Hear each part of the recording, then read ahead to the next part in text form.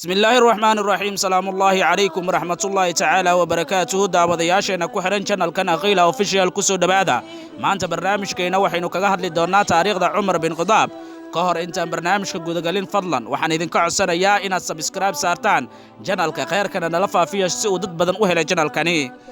وأبو حفصة عمر بن خداب القريشي وحا لغو نانيسي جري الفاروق oo macnaheedu yahay kii xaq iyo baadilka kala saaray waa qaliifkii labaad ee afarta qulafo waxaana kamid ahaa asxaabtii rasuulka kuwooda ugu sareeyay waxaana ku jiray 10 qof ee dunida iyagoo jooga loo bishaariyay jannada cumar waxa uu kamid ahaa asxaabtii rasuulka sallallahu alayhi wasallam kuwooda ugu cilmiga badan uguna taqwada badan waxa uuna muslimiintu qaliif u noqday bishii 6aad ee sanadkii 13aad ee hijriga oo u dhiganta 634 taariikhda dhalashada nabi ciise cumar bin khadhaab waxa uu caan ku ahaa cadaaladda iyo daryeelka dadka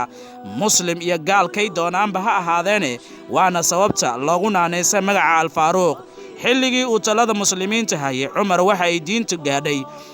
heerka ugu sareeya waxaana faafay wanaaga iyo naxariista islaamka waxa lagu guuleystay in Ciraaq Masar Liibiya Faris wadamada Aasiya iyo waliba Qudus oo markii koowaad ee islaamku qabsadeen ay ahayd xilligiisa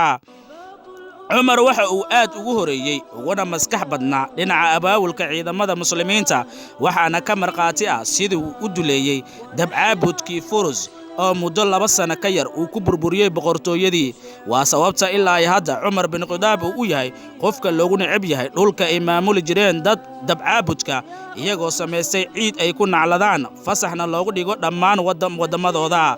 cumar waa qof ku dayasho mudan marka qofna ma gaarayo heerka uu cumar gaaray taasi oo ah u shaqeynta diinta Allah guud ahaan intaas ayaan ku soo gabagabeynaynaa barnaamijkeena maanta inta barnaamijkan midkiisa xiga aynu ku kulmi doono sidaas iyo nabadgelyo